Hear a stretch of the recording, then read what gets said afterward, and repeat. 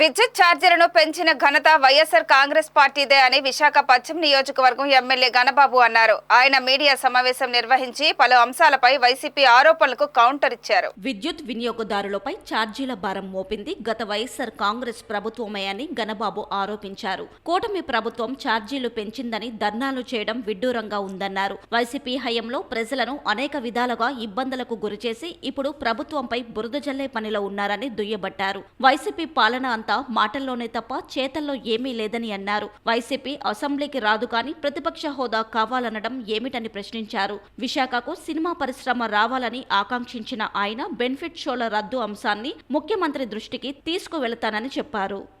YCP ఆలోచనలు ఏంటో తెలియదు కానీ ఈ ప్రభుత్వం ఏర్పాటైనాక ఏం చేయాలో తెలియని దిక్కుతోచని స్థితిలో ఈరోజు గత ముఖ్యమంత్రి జగన్ రెడ్డి గారు ఉన్నట్టుగా కనబడుతుంది పులివెందుల శాసనసభ్యులు. ఎందుకంటే ఈ ప్రభుత్వం వచ్చిన తర్వాత ఎన్డీఏ ప్రభుత్వం ముఖ్యంగా చంద్రబాబు నాయుడు గారి అనుభవం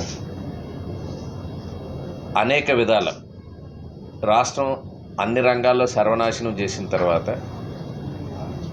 అన్ని రంగాల్లో ముందుకు తీసుకెళ్లే విధంగా ఇటు కేంద్ర సహకారంతో ఇటు పోలవరానికి కానీ రాజధాని నిర్మాణం కానీ ఒకవైపు సంక్షేమ ఫలాలు కానీ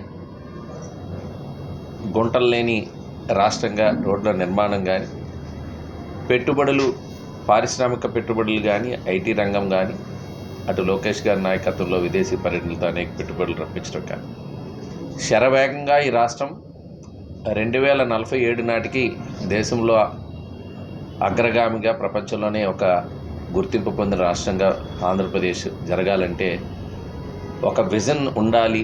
ఆ విజన్ని అందుకునే ప్రయత్నంలో భాగంగా వారు దిశాని నిర్దేశించుకుంటూ పరిపాలన సాగిస్తున్న సంగతి మీ అందరికీ తెలుసు. ఆశ్చర్యం ఏంటంటే